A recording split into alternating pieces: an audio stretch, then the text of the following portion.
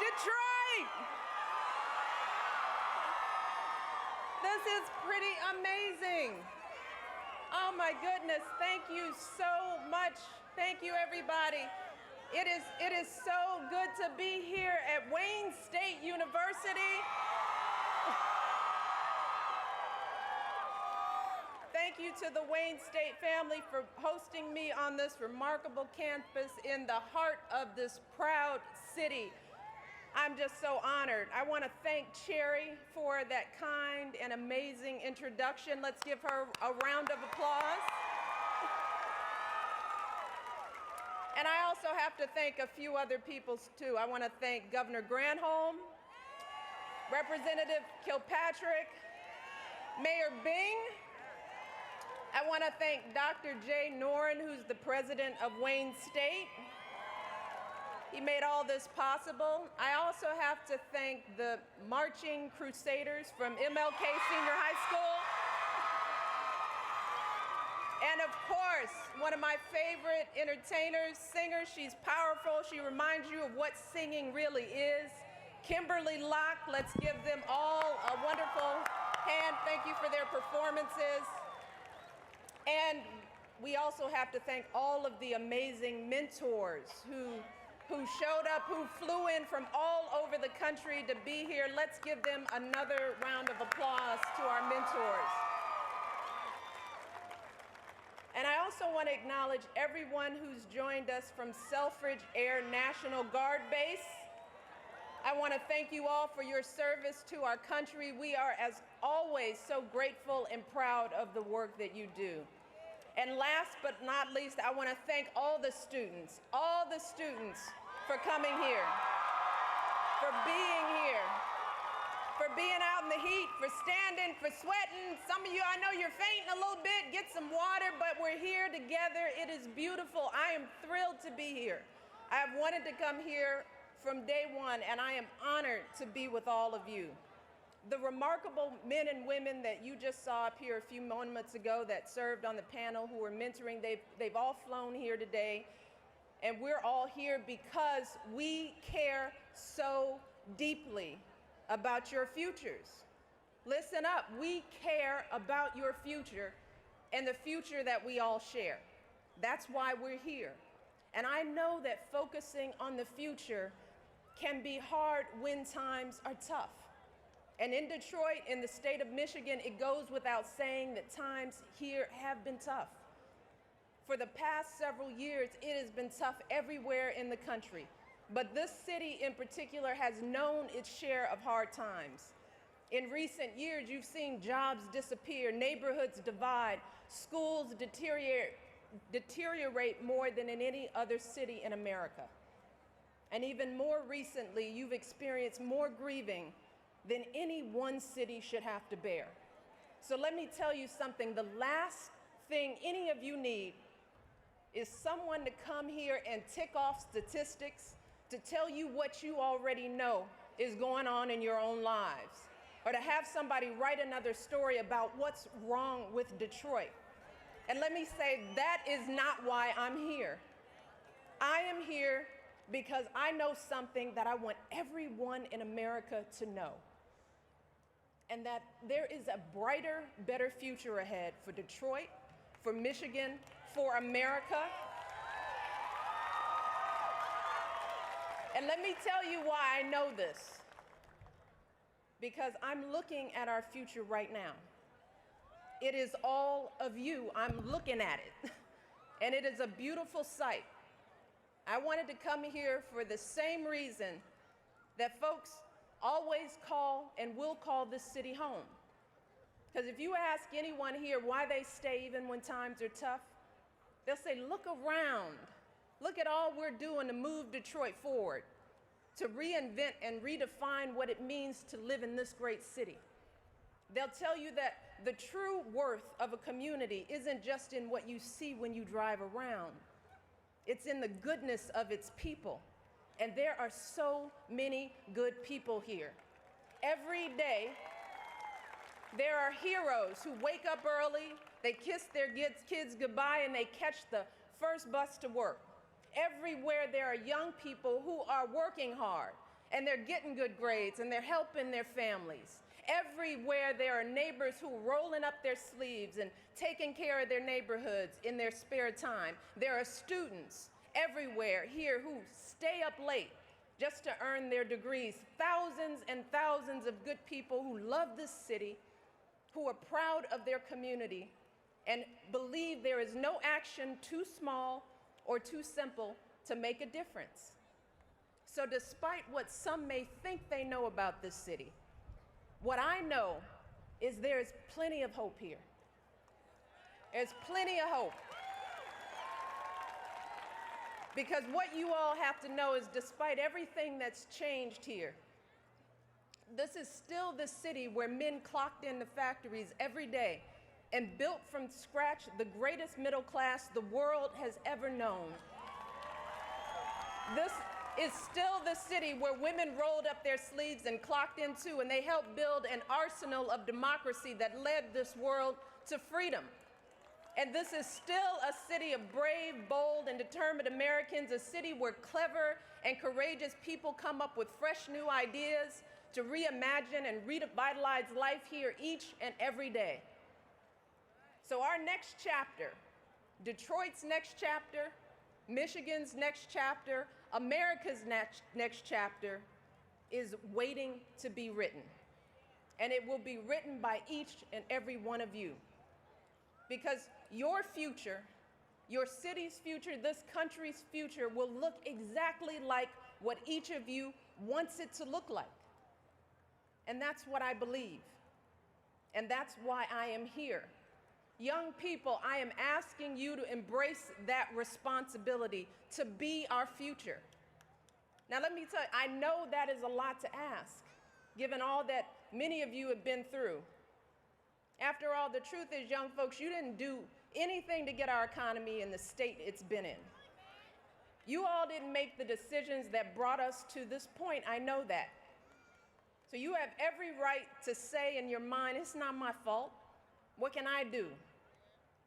I got enough to worry about. No one will blame you for feeling like no one's listening, like you've been given up on. No one would blame you for choosing just to look out for yourselves. I get that. We all get that, right? But I hope, of all hopes, that you don't feel that way, because there is a real truth out there, and that is there are a lot of people listening. I am listening. My husband is listening. The folks who are joining me here today, we are all listening. There are so many people who haven't given up on you. There are so many people here who will always believe that you can do this. And there are so many people here who are counting on you all. So I hope we're here because we want you to feel energized. We need you all to feel energized. And I hope you all recognize the possibilities that are out there waiting for you. I hope you realize how much potential you have and how capable you are of living up to that potential. But the thing I want to tell you is that the simplest and surest way for you to live up to that potential is to do just one thing, and that's keep focusing on your education. That's right, that's it. Keep focusing on your education. That is your job. Not playing video games, not shooting hoops, not dropping beats, not talking about how you're gonna make it big. See, there's a time and place for all that, there really is, but if you're looking for the secret of success, do you wanna know the secret? You've got to realize that there is no secret. It is your education. Plain and simple, it's mastering math and science. It's learning to write well. It is learning to think for yourself and coming up with your own ideas and your arguments and learning how to express that. That is what has made the difference for me.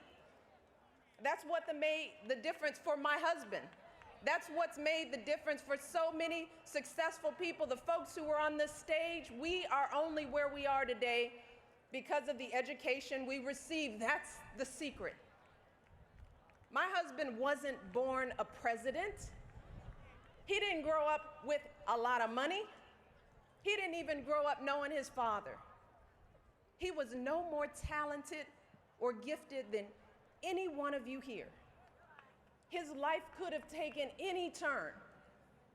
But what he did have was someone who believed in him and pushed him to work hard and do his best. See, when Barack was young, he and his mother lived overseas for a time. And she didn't have a lot of money to send him to fancy schools where the other American kids were going. So she didn't let that stop her from giving him everything she could to succeed. So you know what she did? She woke Barack Obama up at 4:30 every morning, 5 days a week, just to go over his lessons with him before he went to school and before she went to work. So yeah, he complained. He didn't like it.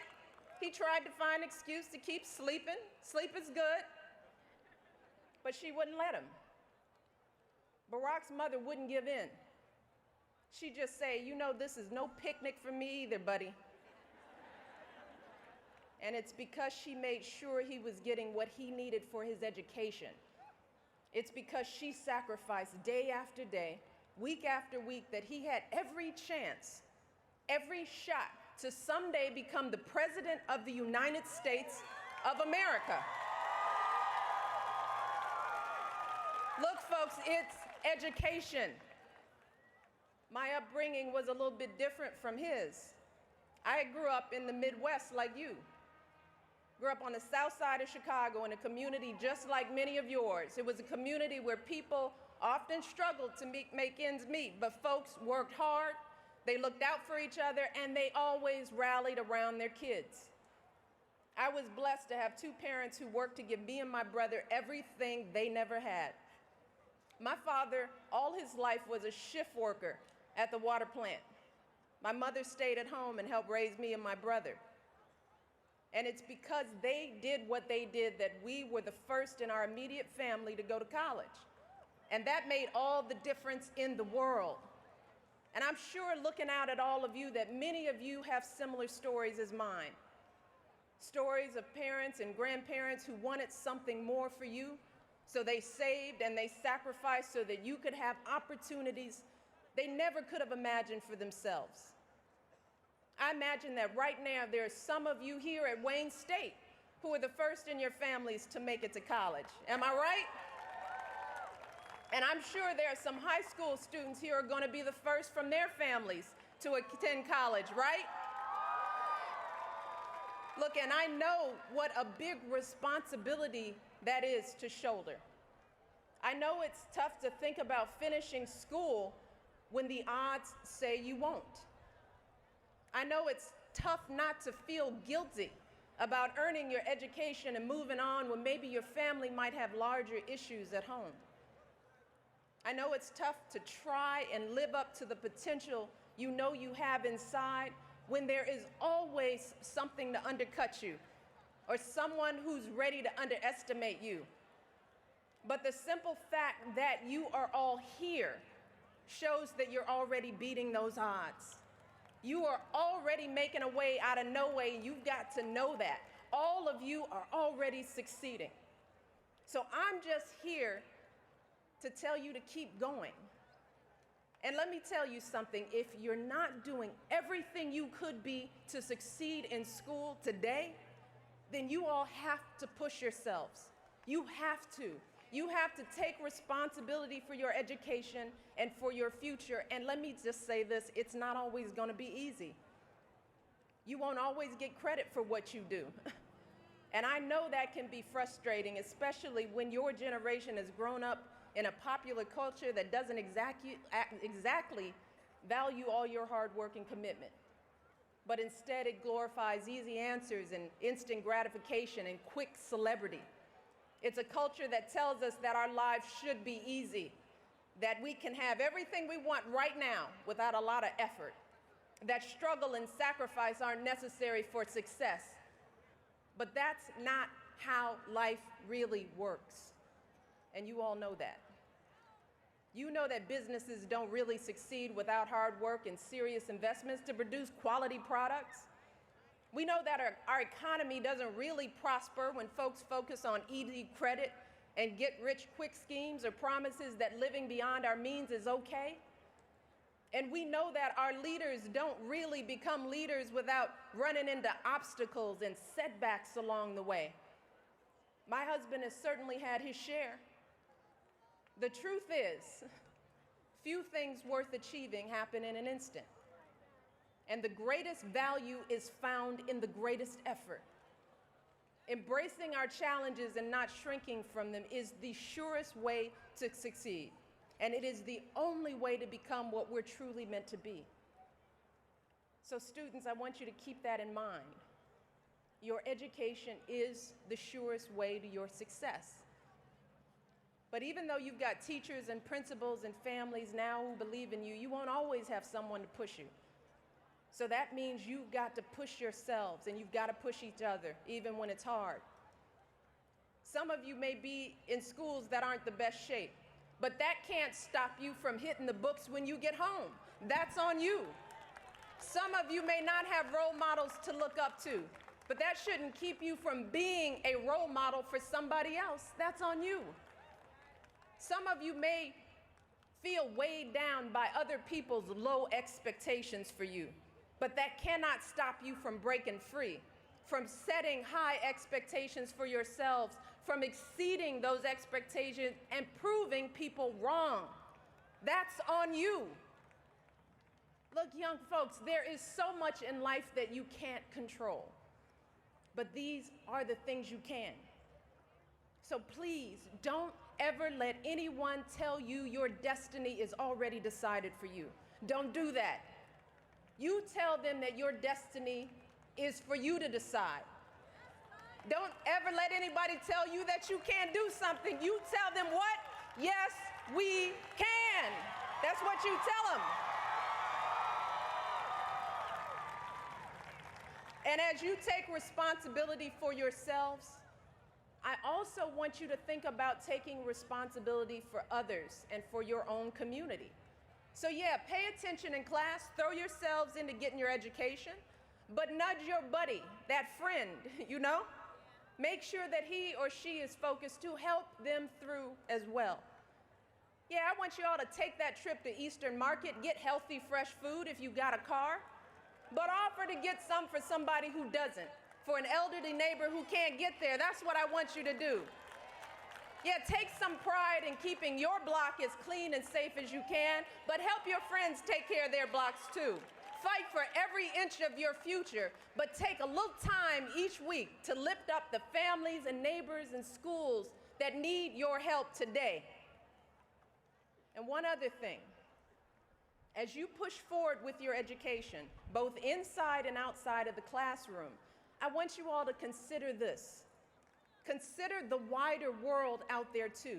We live in a world, and think about how you can engage broadly with other people and other cultures around the world, embracing your place as part of a big, powerful, young, global generation.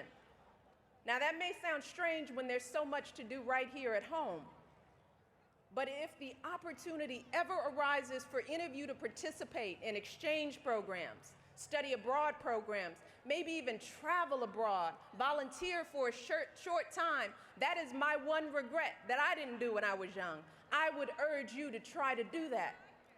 It'll advance your education, it will expand your sense of possibilities, and it will make you more competitive for the jobs of the future. But more importantly, it will also show you just how much we all have in common, no matter where we live in the world. And as First Lady, I've made it a point to spend time with young people your age when I visit other countries. I make it a point to do that. And what is so remarkable is that no matter where I go or who they are, they're so much like you. Young people around the world they share similar worries, similar frustrations, but you all share similar hopes and dreams. And what's most amazing is you are all so eager and willing to make a difference. And that is what gives me hope.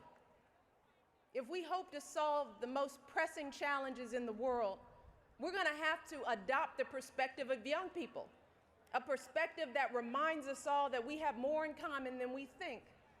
Because in times of tensions, it's easy for us to slip into focusing only on what makes us different. Things like color and class, when all that does is deepen mistrust and keep us from working together. But we are all in this together. That's the truth. Young, old, black, white, Hispanic, Asian, Arab American, city, suburb, both sides of 8 Mile. None of us can fully succeed without one another. And it's times like these that require us to put our differences aside and focus on what we have in common. Things like pride in where we live. So we're looking to you. We're looking to your idealism, your optimism, your willingness to look at things in a new and fresh way. We need you to rebuild those bridges, to restore that understanding, to renew that trust, not just here in America, but around the world. So one last thing before I go. Here's what I want you all to remember. In life, there are 2 kinds of people: those who give up and those who don't. And it's the folks who don't who make all the difference. And I believe in my heart, which is why I'm here, that you all are those special people. You all the ones really that we've been waiting for. So apply yourselves, young people, listen to me. Apply yourselves. Show us how it's done. You all have to study hard. Can you do that? Can you dream big? Can you hope deeply? Never give up, because we will never give up on you. We have got your backs. We're rooting for you, and sometimes you need to hear that. Sometimes you just need to know that big, important people out there are rooting for you. We believe in you all, and we will keep working for you as long as you keep working for us. So thank you so much. You all take care. Be strong.